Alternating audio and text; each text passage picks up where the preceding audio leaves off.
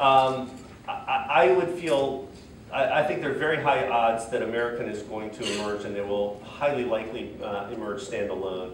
What they need to do is clean up their cost structure, which requires a bankruptcy. And you know, back when in 2005 and before, all the other major airlines filed for bankruptcy. And when you do that, you can mark down how much you were paying for your airplanes. You obviously could negotiate with your labor contracts, with your caterers, with what you're paying for airports. And in a low single-digit margin business, you can't have a double-digit cost disadvantage. And frankly, because American never filed, they had a double-digit cost disadvantage. So what they're clearly focusing on in the bankruptcy process is taking those costs out. So number one, you got to take the costs out to be viable. Now in terms of emerging standalone, I know there's a lot of discussion of consolidation.